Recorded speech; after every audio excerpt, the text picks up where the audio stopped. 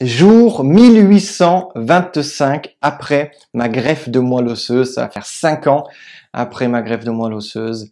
Et je vis encore, je vais très bien, je suis en bonne santé, je suis heureux. Et il y a une petite nouvelle que je vais partager avec toi dans cette vidéo. Allez, c'est parti.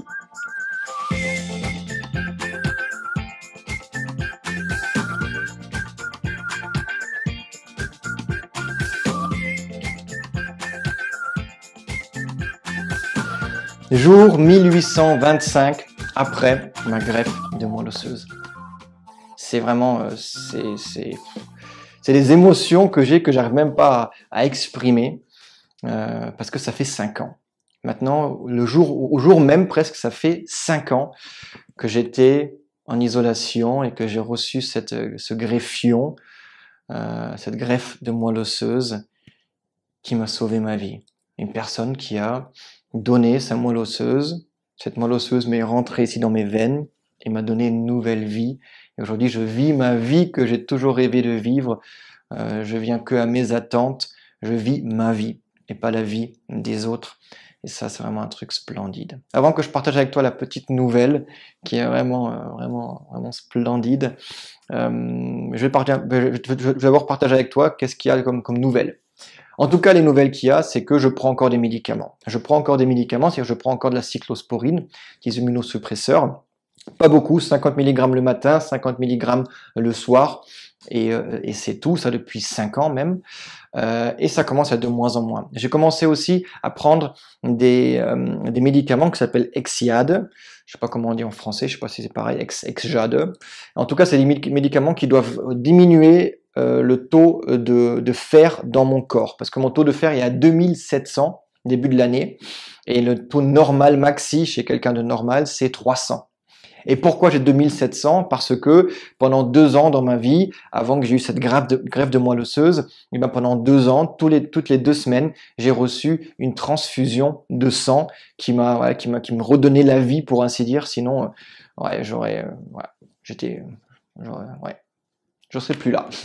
Mais je suis encore là grâce à ces transplantations, grâce à cette transfusion de sang, et un grand merci à toutes les personnes qui donnent leur sang, qui font le don du sang, parce que ça sauve des vies, et moi ça m'a sauvé ma vie pendant 2 ans. Mais le problème, c'est que, comme on sait, quand on a une transfusion de sang, le fer dans le corps est augmenté, c'est-à-dire le taux de ferritine est augmenté, et moi il est extrêmement haut, et il faut faire attention parce que à long terme, ça peut vraiment être négatif et pas bon pour mes organes. Et c'est pour ça qu'on a commencé à prendre des médicaments pour diminuer la ferritine, et ça a déjà marché. En 3-4 semaines, on est descendu de 2700 à 2500, et là maintenant j'ai eu une prise de sang ce matin. Je vais savoir demain jusqu'à combien on est. Ça serait bien que je sois en dessous de 2000, et ça pourrait être vraiment cool. Voilà. Sinon, je vais très bien. Le vaccin, le Covid, je l'ai pris aussi. J'ai eu 2 vaccins jusqu'à présent. Le 3e, j'attends encore un peu parce que ma réaction immunitaire a été assez grave après mon vaccin. C'est-à-dire que tous mes taux sanguins sont tombés, mais extrêmement, où le médecin a eu un peu peur. Et il y en a beaucoup qui ont eu ma maladie, qui ont, après le vaccin, ils ont eu une récidive, c'est-à-dire que tout est revenu. Et c'est pour ça que là, on attend un peu, on fait attention. Mais dès que ce sera possible, dès que peut-être qu'il y a le nouveau vaccin, c'est pas le vaccin protéine et pas mRNA, et peut-être que celui-là, ça sera mieux pour moi, et voilà, il y aura un mauvais effet sur mes cellules, sur mon système immunitaire que les 2 premiers vaccins. Voilà. Mais ça, je vais faire bientôt pour que là, à nouveau, ça soit bien et soit sécure. Voilà. Sinon, la nouvelle que je partage avec toi, c'est une nouvelle splendide. Yes, depuis début de l'année, depuis le 3 janvier, je suis devenu papa. Ouais, je suis devenu papa, et en plus les médecins m'avaient dit il y a 5-6 ans que je pourrais plus jamais avoir d'enfant à cause de la chimiothérapie que j'avais, à cause de ma thérapie, tout ça. C'est pour ça que j'ai fait conserver mes cellules et mes spermes, pour ainsi dire, pour pouvoir faire après un enfant, mais d'un point de vue voilà, tu sais ce que je veux dire. Mais tout ça a marché normalement complètement normalement. Et notre petite Mira est née début janvier. Et c'est waouh. C'est vraiment une émotion, c'est une situation, c'est splendide. C'est le nouveau level du développement personnel. Parce que d'un coup, on remarque cette responsabilité qu'on avait déjà pour nous-mêmes auparavant. Et d'un coup, on a une responsabilité pour un bébé qui a besoin de nous. Et ça, vraiment, ça nous épanouit complètement, ma femme et moi. Après aussi, ce qu'il faut dire, c'est que je tire mon chapeau devant toutes les femmes, si toi tu es une femme, ben, waouh, c'est waouh, splendide.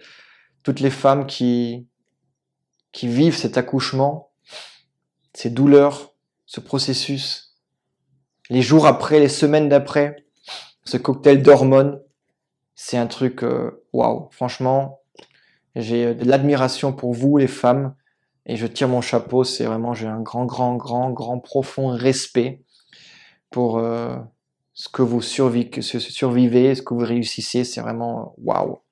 Et j'aimerais bien dire à tous les hommes qui, souvent après qu'un enfant vient, commencent à s'enterrer dans le travail, à travailler. Je ressens ce besoin aussi parce que je me dis maintenant, il faut que je sois là pour ma famille, mais pas là, c'est-à-dire qu'il faut que je puisse donner des bons moyens, un bon truc pour que voilà, qu'il faut que je ramène pour dire de l'argent et tout ça pour la famille. Il faut que je travaille. Mais je pense que c'est important aussi pour les hommes qui soient aussi là pour leurs femmes et pas que les femmes font tout seuls. Je pense que ça, c'est vraiment super important et je suis en train de l'apprendre, en train de le faire et ça, c'est un challenge. Oui, c'est un challenge parce que je travaille, ma femme est à la maison, elle fait attention à notre petite fille et quand même, j'essaie de rentrer plus tôt à la maison, d'être là pour ma femme, d'être là pour mon enfant parce que le temps ne revient plus jamais. L'argent, ça revient toujours, mais le temps ne revient plus jamais et ça, c'est vraiment un truc super important à estimer, je crois. C'est vraiment important.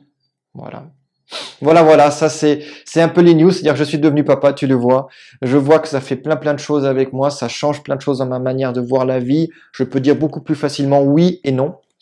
J'avais des difficultés auparavant à dire non. Je le faisais, il n'y avait pas de problème, mais beaucoup plus souvent je disais oui, allez, c'est parti, on y va, on fait ça. C'est pas grave, l'essentiel c'est qu'on ait un bon moment. Je me disais toujours tout dans la tête. Mais là, avec le manque de sommeil qu'on a, l'irritabilité qu'on a, on n'est pas vraiment, voilà, on est un peu, on est un peu nerveux. Et ben, je regarde beaucoup plus sensiblement qu'est-ce que je veux faire et qu'est-ce que je veux pas faire. Et je dis beaucoup plus facilement oui et non à des invitations, à des demandes, à des choses. C'est-à-dire que si ça se sent bien, je le fais. Si ça se sent pas bien, je le fais pas. Et les personnes qui comprennent pas, eh ben, je ne veux pas les avoir dans ma vie. Voilà.